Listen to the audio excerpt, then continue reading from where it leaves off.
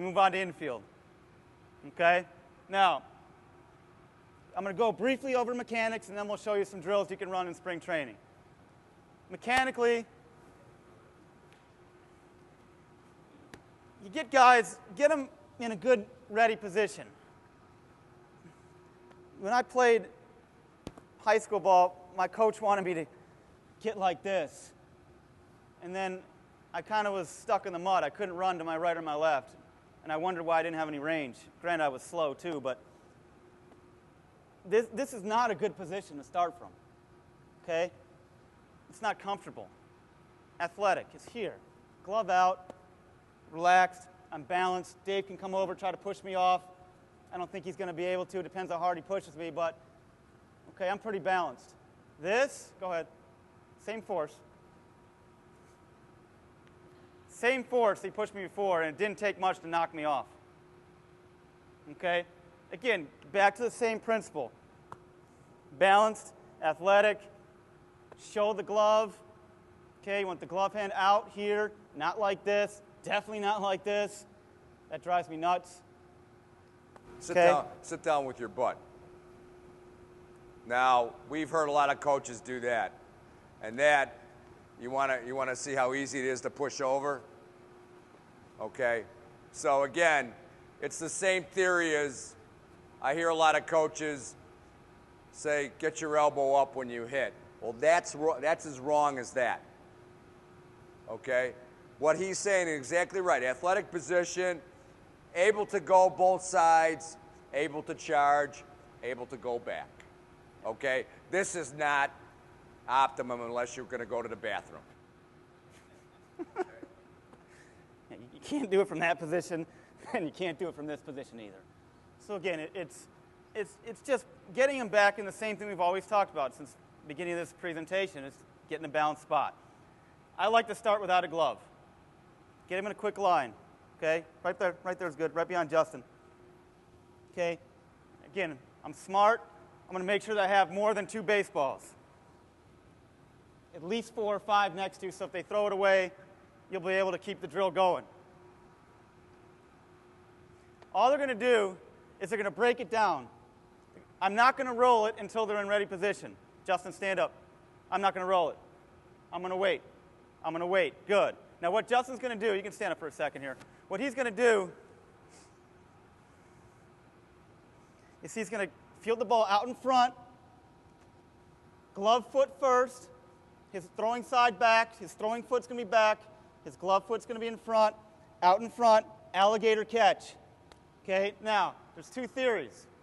The new school theory is alligator catch. Glove out, hand on top. Old school theory, sandwich theory, it's that. Okay, Dave learned the sandwich. I can't do that. I learned alligator. Okay, I can't even demonstrate that, but I've tried. Sandwich and alligator? Yeah, I can do alligator, I can't do sandwich. Sandwich is just like this. Okay. Now, I've talked to scouts about that, and they say that's the old way of doing it back in the 50s and 60s and 70s. And then somebody came up with this, and I always thought that was a distraction right in front of me. That's why they say sandwich, make a sandwich, okay? I like that. But he's really young, and I'm really old, so, but I still like that. So, this is okay, yeah. because, you know, but I like this better for throwing this, then you have to dig it out of your glove. We disagree on that, but both of them are right. Either or work, guys. Just whatever as a coach you feel more comfortable with, I'm fine with. I think they're both mechanically correct. What you want to make sure that when you're rolling a ground ball without their glove is they're just not picking it up like this with both hands. You want them to get in the feeling of they actually have a glove in their hand. And when kids take their gloves off, like, oh, I'll just, you know, Dave, why don't you roll me one? When kids take their gloves off, they're just kind of like this. They're just like, oh, okay, go ahead. And that's wrong, because I just scooped it up with both hands like it was a basketball. You want to make sure that their glove hand's down. Where's my head? Down, right on the ball. You should see if they had a little hat on. You should see the little knob of their hat right there. Okay? So running through the drill, it's just real simple. I'm going to wait till they get ready. This is tough for Justin. He's a center fielder, but he can make it happen. Okay? And if you really wanted to, what these guys are doing already, go ahead, is they're already incorporating ready, break, throw into this drill. You see that? I mean, they're just doing it. And if you want, you can really make them break it down slower on my count, okay? Ready? 1, 2, 3. So if you wanted to, depending upon the kids you're working with, 1, 2, a little fast there, 3. On 1, hold 1. 1, hold it. Notice the position. Hand on top, butt down. He's pretty athletic. I can't push him off. I'm actually pushing him with some good force. His head is down. Okay. 2, he's squared up in a break position. Throw. Easy. 3. Now, most of you will have kids. This is all well and good, okay? Most of you have kids and their gloves not worked in. That's a really important part. This glove should be just like, it's almost like having a bare hand where you can squeeze it and go like this. It should be a part of your body, okay? Where you can squeeze it no matter what. This glove is stiff, and he's a senior in high school, and he hasn't worked this glove in the right way, okay? But it should be so you can easily manipulate it like you do a bare hand. This is the way it should be. And if that happens, and how do you work it in? You work it in shaving cream, Glavoleum, whatever, okay? And you have these kids keep on working at it at home. Make it a part of your body, and therefore you will become a better fielder and do all this stuff that he's talking about. This is terrible. That's one basic drill, again, you can do. And you can do so many different variations of this. You could actually incorporate ready, break, throw into this. You could just have them field regular, make it quick, depending upon how good your group is. Go ahead, speed up a little bit. Okay? Okay, now they're just not even thinking and they're just doing it real fast. Okay? So it all depends. That's your first drill. Okay? I would start doing this without a glove. If you want to put a glove on, you can put a glove on, but do it without a glove first. Okay? Then there's another drill. Go to our second drill of fielding. It helps if you have a bucket. And this is where you kind of work on their first step. And the kids like this drill. I also like it because it gets them moving. All right? I want you to clear out your gloves. Actually, you know what? Put your gloves on. You can do this with the glove, without a glove. I'm going to have them put a glove on. Okay, they're going to get behind Sam Bieber there. Good. Okay? All I'm going to do, and if you can get in front of it, get in front. Oh, drop it in the bucket, please. Okay? If they drop it in the bucket and keep going around. Now, this keeps the kids moving, keeps them active. They're not going to mess around. It's a good drill for spring training because everyone's moving. Okay? You do this on one side. Then you can, after you feel pretty good on that side, do that for a couple minutes. Make sure you put the bucket on the other side now. Now they're going the other side. First step. Notice their infield technique is still the same. They're trying to get in front of it. They're trying to get in front of it. And the kids like this drill. I just call it a carousel drill. That's good, guys. I call it carousel, so if I write that on the practice plan, that's what that means. Just have them keep going around, keeping them active, keeping them moving, keeping them running. The more running you do, actually it's good for conditioning too, but the more you keep them active in the 45-minute practice, the better they're going to be. You know, that's a good, how much time for each drill? A lot of that depends on if the kids are getting it. You know, every drill I do is a building block. One thing builds on the next. I don't like to move on unless the kids are ready. Now, that's for your practices. For spring training, we're going to have to move on because we're coaching all the kids. So you're going to have to get through a certain amount of material in one day. So if they're not, I mean, I'll break it down for you guys. I'll say do carousel drill 5 minutes, and I'll yell rotate when we're in there. So you guys, when you guys are running spring training, you'll do the actual coaching. I got the practice plan done. I'll let you know each minute per drill what drill we're going to do next. You don't need to worry about that. But if you're talking about when you're on the field coaching with your team, I would give it as much time as you need. All right, I've worked on cutoffs for 3 straight days once until we got it right. If kids aren't paying attention, you got to hold them accountable. And Either sit them out, discipline them, make them run a lap, do something. Show that you're the boss. Show that you're in charge. For a kid that doesn't get it, spring training is going to be tough because it's just going to be a lot of kids in there and several coaches. If you have an individual, one of your players that does not get it, that you're coaching during the season, I would pull them out of the drill and do one-on-one if you could. Now, that would help if you had 3 coaches in practice. Okay? But we do that. I know Jones does it because I've watched them practice.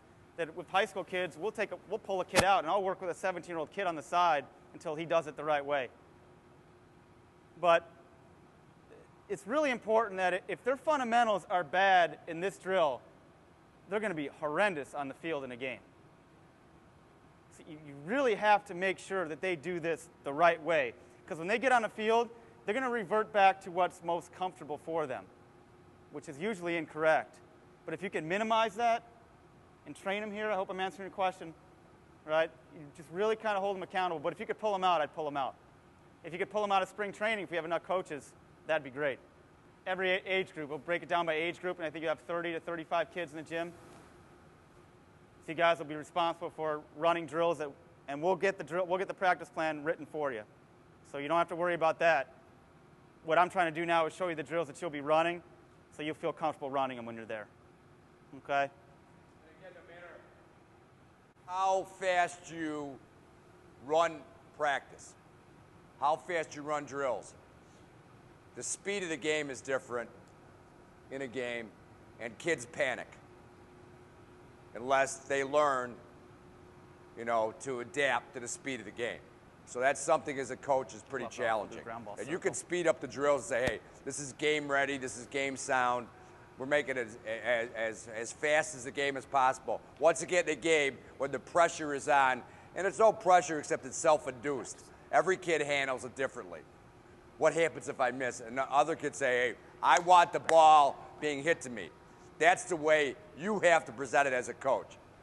Hey, make them want the ball to be hit to them, okay? Make it not be scared of it and say, hey, you're standing out there the whole game. You might as well get balls hit to you, okay? And that's the way, you're going to see some fear. You got to get rid of that fear as fast as possible. Another infield drill that we're going to do in spring training is ground ball circle. I like no gloves on this drill. Now, it's tough for a circle because we got 4 kids or more of a square, but that's okay. And they're just going to roll it to anybody. Good form, stay low, keep going, roll it to anyone you want. Okay, it's quick, and then what you're going to want to do is throw in 2 balls. So now they're really on their toes, okay? And you got to be quick, because if I want to, I could throw in another ball, all right?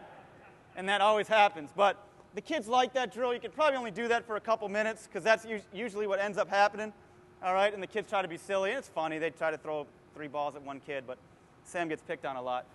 But it's a really good drill. It keeps them on their toes. It's good for conditioning. Notice how they're feeling with their hands out in front, okay? That's a good spring training drill. Another good spring training drill is going to be this. Guys, come over here. You can do this with the glove, without a glove. They're going to do it without a glove. Find a line on the floor. And there's going to be, obviously a gym, there'll be a line on the floor somewhere. And what you're going to want to do is roll the ball to them, and they're going to want to field the ball with their hands in front of the line. If they field it back here, they're getting handcuffed. You ever hear that expression, infielders getting handcuffed? You want to make sure gloves out, hands are in front, okay? You can do this with a line. You could also do it with a bat. I'll show the line drill first, okay? They're going to hold that position in front. This is critical for kids. Go ahead, throw it back. Now, you could also do this with our initial ground ball drill and just put that component in. Ivan, I want you to hold it so everyone can see next time. That was dangerously close to handcuffing himself. Y'all see that? His hands were a little in there. Hold it down. Guys, hold it in front. Hold it when you field it. Hold it when you field it. Stop. Good. Notice his hands are in front of the line. That's what you want. Now, kids might not get that point. So the way to really get that point is set a bat down. Now they got to reach over the bat. Instead of the line, they got to reach over the bat to field the ball. Go ahead. Now Sam's going to show what happens if you do this drill incorrectly. Oops. Okay. Go ahead. Sam, I want you to let that ball hit the bat now. If the kids don't reach out in front, that's going to happen. It's a great drill. Instant feedback. You can do it in spring training. We're going to do it in spring training. It gets the kids to understand the importance of fielding balls out in front of them. And the bat is probably the best way to do it for the younger kids. The older kids, the 9s and 10s and above, you could probably do a line. But the younger kids, I would throw a bat down underneath. Instant feedback.